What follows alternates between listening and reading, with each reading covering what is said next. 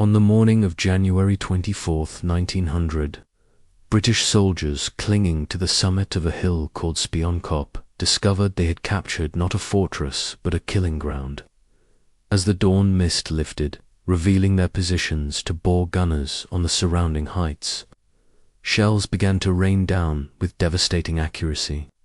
Within hours, the rocky summit would become a scene of unimaginable carnage, with men torn apart by artillery fire and buried alive in collapsing trenches. By nightfall, nearly 2,000 British soldiers would be dead, wounded, or missing, and the survivors would abandon the blood-soaked hilltop in a retreat that bordered on panic. The Battle of Spion Kop would become one of the most infamous disasters in British military history. A nightmare of confusion, miscommunication, and slaughter that demonstrated how catastrophically wrong a battle could go when commanders lost control and soldiers paid the price. This is the story of 24 hours that broke the confidence of an army and revealed the terrible gap between Victorian military thinking and 20th century reality. To understand how such a disaster unfolded, we must examine the strategic situation that made Spion Kop important in the first place. By mid-January 1900, the British garrison trapped in Ladysmith had been under siege for more than 2 months. Disease and starvation were killing soldiers faster than Boer shells, and political pressure on the British government to relieve the siege had reached crisis levels. General Sir Redvers Buller commanded the British forces in Natal, tasked with breaking through the Boer siege lines and rescuing the garrison before it collapsed entirely. Buller's earlier attempts at relief had ended in bloody failure. The disaster at Colenso in mid-December had cost over 1,000 casualties and demonstrated that frontal assaults against prepared Boer positions were suicidal.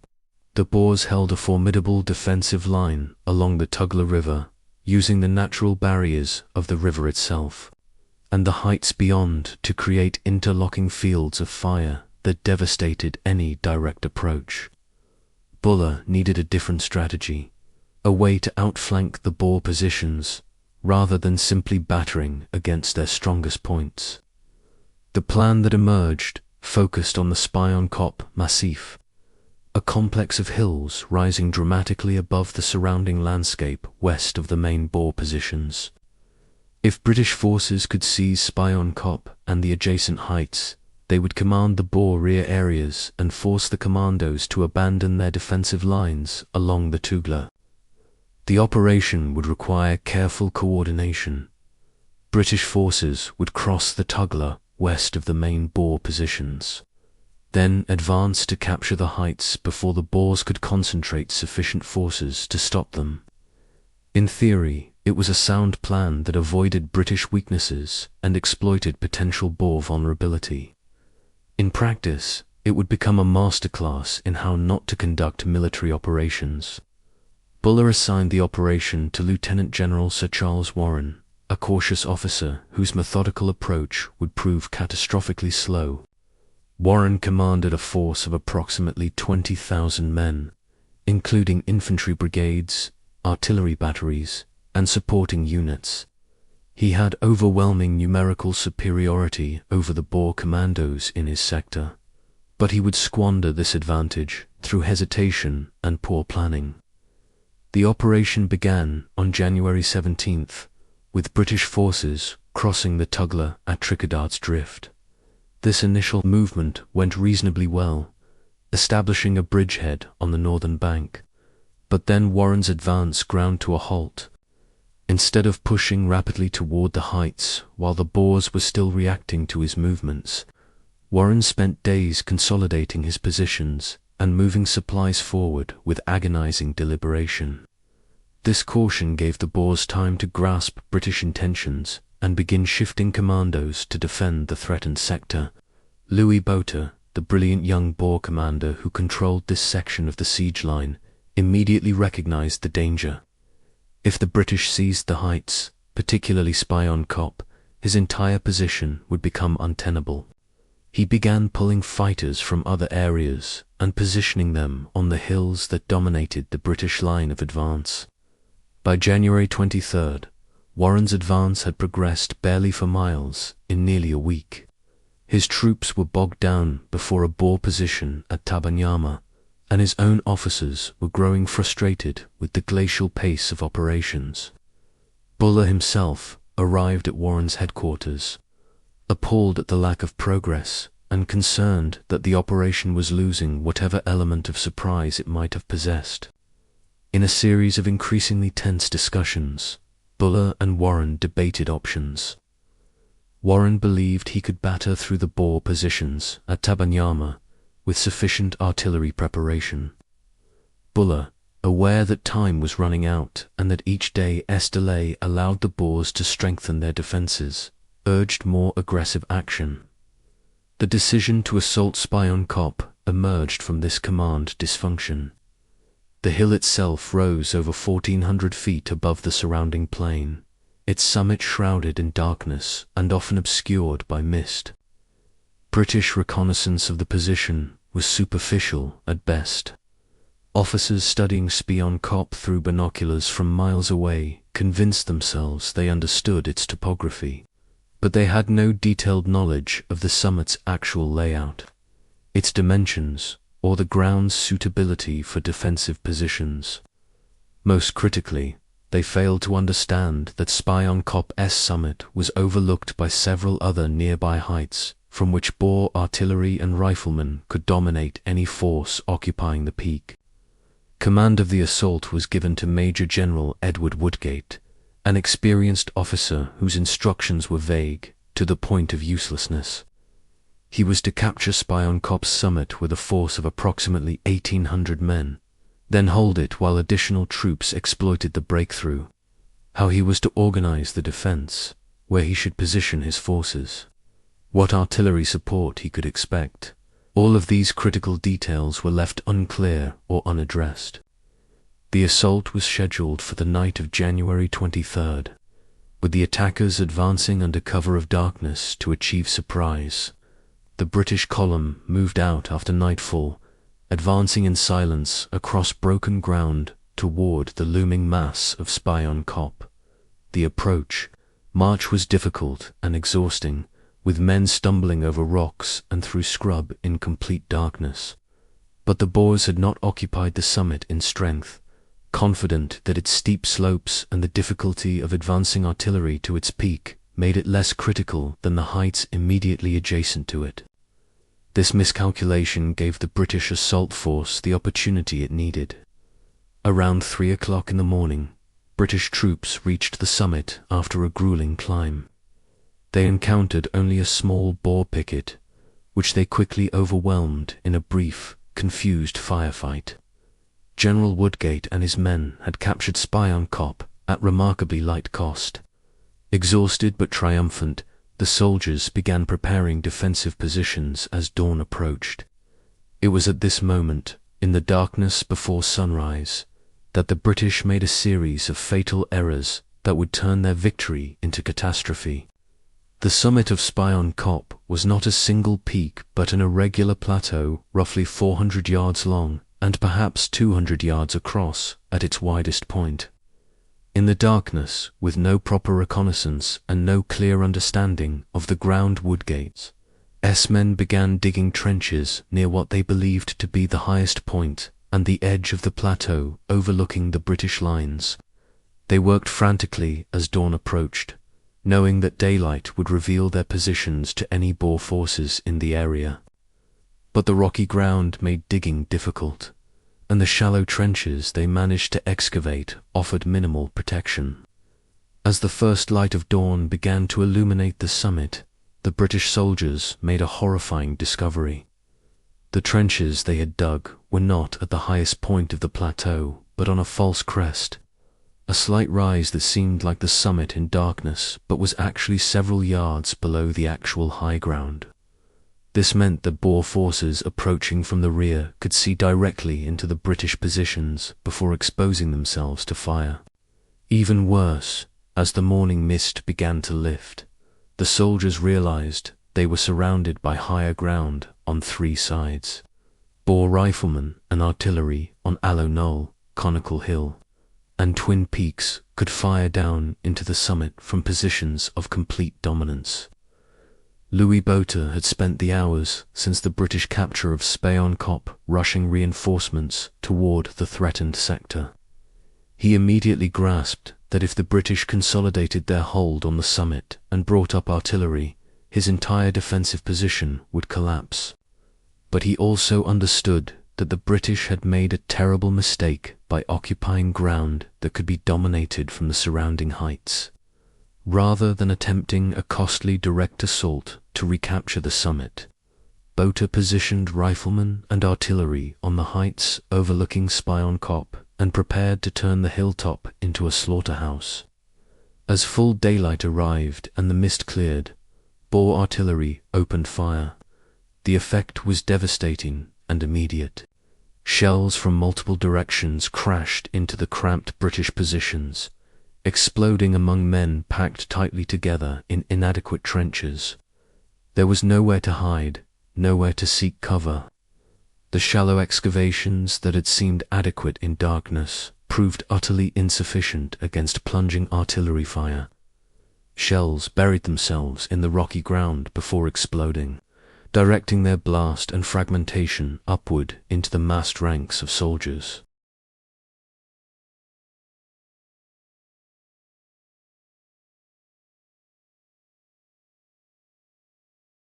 Imagine being trapped on an exposed hilltop, unable to retreat and unable to advance, while shells rained down continuously from multiple directions.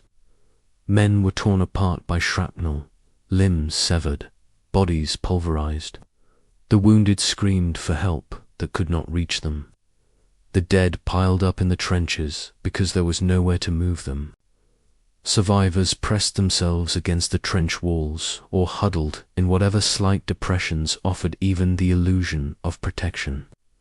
General Woodgate himself was struck in the head by a shell fragment early in the bombardment, mortally wounded.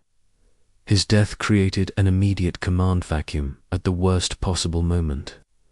Colonel Malby Crofton assumed command, but he had not been briefed on the overall plan and had no clear guidance on how to respond to the crisis. Additional British units were sent up the hill as reinforcements, but instead of relieving the pressure, they simply added more targets to the killing ground. Men arriving at the summit found themselves immediately under fire, with officers killed before they could even assess the situation.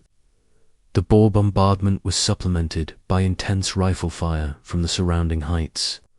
Boer marksmen, many of them equipped with accurate Mauser rifles and firing from stable positions, picked off any British soldier who raised his head above the trench line. Officers trying to organize a defense or coordinate movement were specifically targeted. The combination of artillery and rifle fire created a zone of death roughly 200 yards across from which there was no escape except downward, back the way the assault force had come. In the shallow trenches, men began to break psychologically. The continuous bombardment, the inability to fight back effectively, the sight of comrades torn apart, the smell of blood and explosives, it was more than human minds could bear. Some soldiers simply curled up and stopped responding to orders. Others panicked and tried to flee down the hillside, where many were shot. Officers struggled to maintain discipline, but their authority meant little when shells were systematically destroying their commands. Communication between the summit and the British headquarters miles away was sporadic and confused. Signal flags were shot down as fast as they could be raised. Heliograph equipment was damaged by shell fire. The few messages that got through painted an increasingly desperate picture, but commanders in the rear struggled to understand the true situation. Was Spion Kop being held successfully against counterattacks, or was the force on the summit being destroyed? Should reinforcements be sent up, or would that simply feed more men into a trap?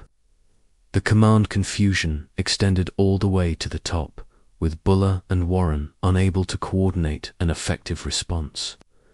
Around midday, Colonel Alexander Thornycroft arrived on the summit with reinforcements. Thornycroft was a colonial officer commanding a unit of mounted infantry, a large, physically imposing man known for his courage and decisiveness. He immediately grasped that the situation was desperate. The summit was dominated by Boer fire from multiple directions. The trenches were inadequate, casualties were mounting by the minute, and there was no coherent defense plan. Thornycroft, though technically not the senior officer present, began taking charge through sheer force of personality and the vacuum created by the deaths and incapacitation of other commanders. Thornycroft organized attempts to improve the defenses, but the rocky ground and constant fire made this nearly impossible. He tried to extend the trench line to more defensible positions, but work parties were shot down as soon as they began. He requested artillery support from the British batteries in the valley below, but the gunners struggled to engage Boer positions on the reverse slopes of the surrounding hills without hitting their own men on Spion Kop. The British artillery that did fire proved largely ineffective against dispersed Boer commandos taking cover among the rocks. As the afternoon wore on, the situation on the summit grew even more desperate. Water supplies were exhausted in the terrible heat, and the wounded suffered agonies of thirst under the burning sun. Medical personnel who climbed to the summit to assist casualties became casualties themselves. The smell of death became overwhelming as bodies decomposed rapidly in the heat. Ammunition began to run low, adding to the sense of impending disaster. Thornycroft sent increasingly urgent messages requesting permission to withdraw, arguing that the position was untenable and that remaining on the summit would only result in the complete destruction of the force. The Boers, meanwhile, were preparing for a final assault to drive the British off Spion Kop entirely.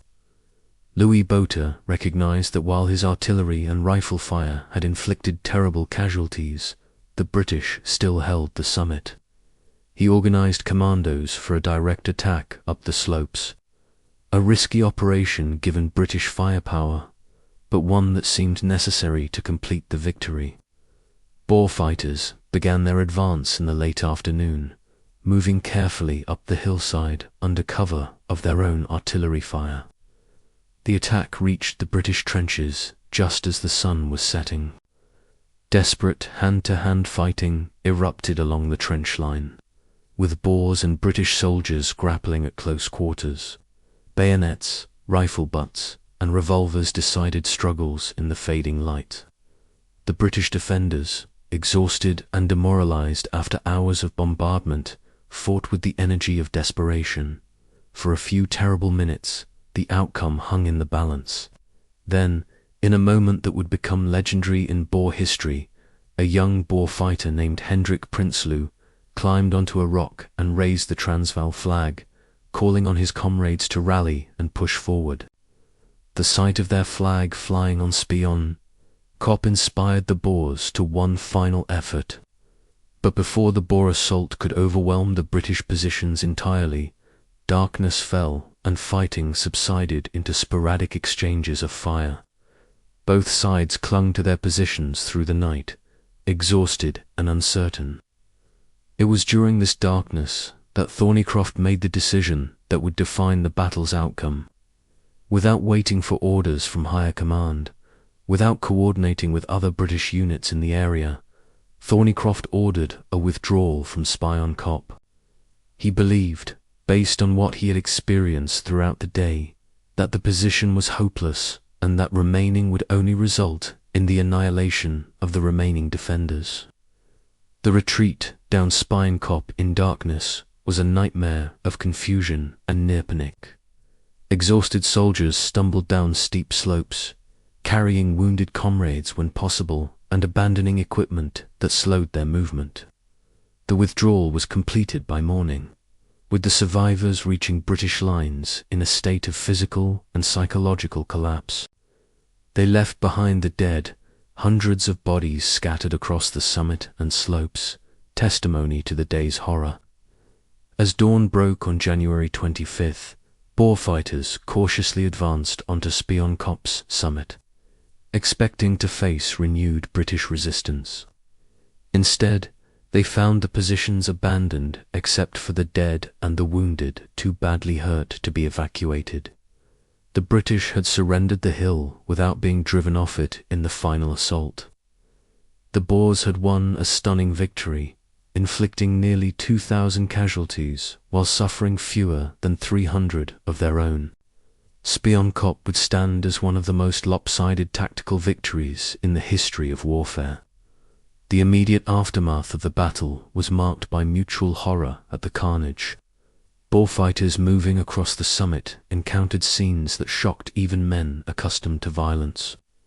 The shallow British trenches were choked with dead bodies, in places stacked 3 and 4 deep.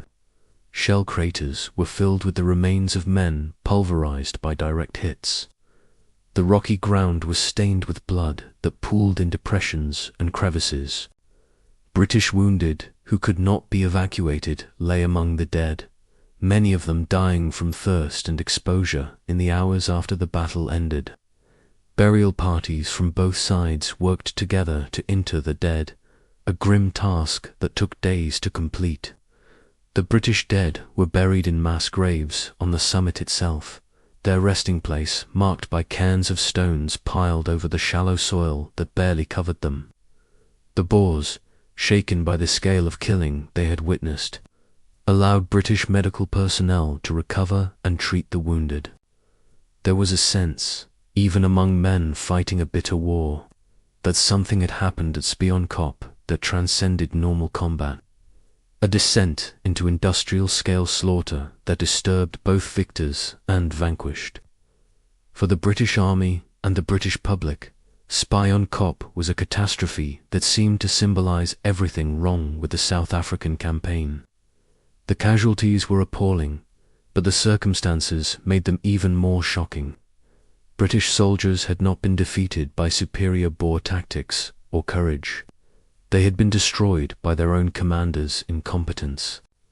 The initial assault had succeeded, capturing the objective at minimal cost.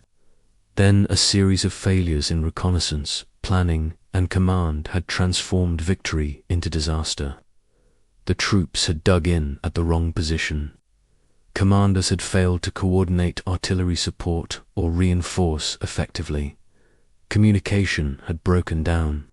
And finally, the position had been abandoned just when Boer assault forces were on the verge of exhaustion themselves. The recriminations began immediately. Buller blamed Warren for moving too slowly and failing to support Thornycroft adequately. Warren blamed Buller for interfering with his operations and then failing to provide clear direction. Thornycroft's decision to withdraw without orders was criticized by some as defeatist and praised, by others as the only sensible choice given the impossible situation.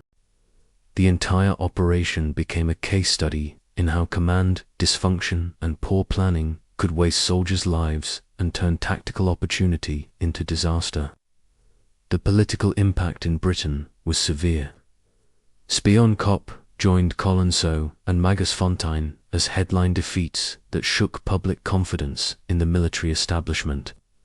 Opposition politicians demanded accountability and questioned whether the commanders in South Africa were competent to lead. Newspapers published casualty lists and survivors' accounts that brought home the horror of modern warfare. The romantic Victorian notions of war as a glorious adventure were giving way to a darker understanding of industrialized killing. For the Boers, Spion Kop was a victory that bought time but could not alter the war's ultimate trajectory. They had demonstrated once again their ability to defeat British forces in battle. But the strategic situation continued to deteriorate.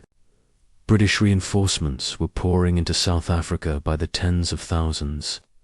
The sieges of Ladysmith, Kimberley, and Mafeking would all be lifted within weeks.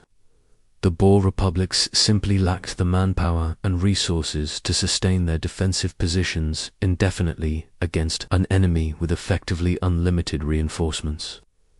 Louis Botha emerged from Spion Kop as one of the war's most capable commanders, a reputation that would serve him well in his later political career. His quick tactical thinking and ability to exploit British errors had turned a dangerous situation into a decisive victory. But even Botha recognized that victories like Spion Kop were not sustainable. The Boers were fighting a defensive war against an opponent who could absorb defeats and return stronger. Each battle, even the victories, depleted irreplaceable Boer manpower, while the British simply shipped in more troops from their global empire. The tactical lessons of Spion Kop were studied intensively by military professionals around the world. The battle demonstrated the critical importance of reconnaissance and understanding terrain before committing forces to an assault. It showed how modern artillery could dominate exposed positions and make certain ground untenable regardless of the courage of defending troops. It illustrated the dangers of command, confusion, and the need for clear communication between headquarters and frontline units. And it proved, once again, that 19th-century linear tactics were obsolete in the age of magazine rifles and high-explosive shells. Perhaps most significantly, Spion Kop foreshadowed the trench warfare that would dominate the Western Front 15 years later. The image of men trapped in shallow trenches, unable to advance or retreat, being systematically destroyed by artillery fire from multiple directions while commanders, miles away, struggled to understand the situation. This was a preview of the Somme and Passchendaele. The British officers who survived Spion Kop carried those memories forward. But tragically, the larger lessons were not fully absorbed. The First World War would see the same mistakes repeated on a vastly larger scale, with hundreds of thousands dying in conditions remarkably similar to those that destroyed the British force on Spion Kop. On a human level, the battle left scars that never fully healed. Survivors struggled with what would later be called post-traumatic stress disorder, haunted by memories of the bombardment and the helplessness they felt under fire. Family members who received telegrams informing them of deaths at Spion Kop mourned loved ones whose sacrifice seemed particularly futile given how the battle unfolded. The mass graves on the summit became a pilgrimage site, a place where the cost of command failure and military obsolescence was literally written in the earth. Among the British soldiers who fought at Spion Kop was a young journalist and officer named Winston Churchill, serving as a volunteer with the South African Light Horse. Churchill would later write about the battle, describing the horror of the summit and the courage of men fighting in impossible circumstances. His experiences in the Boer War, including Spion Kop, would shape his understanding of warfare and military leadership, informing his decisions decades later when he led Britain through the existential crisis of the Second World War. The Boer commandos who fought at Spion Kop also carried forward memories of the battle, though their recollections were colored by victory rather than defeat. They had proven once again that citizen soldiers with good tactics and determination could defeat professional European troops. But many Boer veterans also expressed discomfort at the scale of killing, at the sight of British soldiers trapped and destroyed in positions from which they could not escape. There was a recognition, even among the victors, that this kind of warfare represented something darker than traditional combat, a glimpse of the industrial slaughter that modern weapons made possible.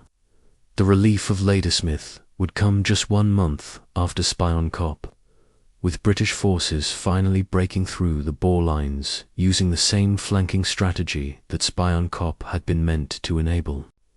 The breakthrough would come not from renewed attempts to seize the heights, but from Buller's eventual realization that he needed to work around them entirely. Spion Kop, despite the blood spilled to capture it, proved strategically irrelevant to the final outcome. This added another layer of tragedy to the disaster. The men who died on that hilltop gave their lives for an objective that ultimately didn't matter. When we reflect on the Battle of Spion Kop more than a century later, we see it as a pivotal moment in the evolution of modern warfare and the decline of Victorian military confidence. The 24 hours of horror on that hilltop demonstrated with terrible clarity that courage and discipline alone could not overcome the firepower advantages of modern weapons properly employed. The British soldiers who climbed Spion Kop in darkness had done everything asked of them with bravery and determination. They had captured their objective. They had endured unimaginable bombardment. They had fought off Boer assaults. And yet they were destroyed, not by their own failures, but by their commanders' inability to understand the battlefield they had created. The shallow trenches cut into Spion Kop's rocky summit, trenches that became mass graves for hundreds of British soldiers, stand as monuments to the gap between military technology and military thinking at the turn of the 20th century. The weapons had evolved faster than the tactics. The killing power had increased beyond the understanding of commanders trained in older traditions of warfare. Spion Kop was the price paid for that gap, and the lesson written in blood on that hilltop would need to be learned again and again over the coming decades. The hilltop slaughter that broke British resolve at Spion Kop was more than just another battle lost in a colonial war. It was a revelation of vulnerabilities, a shattering of illusions, a preview of horrors to come. The British Empire would survive Spion Kop and go on to win the Second Boer War. But the victory would come at costs that called into question whether imperial expansion was worth the blood price it demanded. The soldiers who died in those shallow trenches, who were buried in hastily dug graves under the African sky, paid for their commanders' education with their lives. Their sacrifice taught lessons that should have prevented future disasters. That those lessons had to be learned again at such terrible cost in the trenches of France and Flanders stands as perhaps the greatest tragedy of all.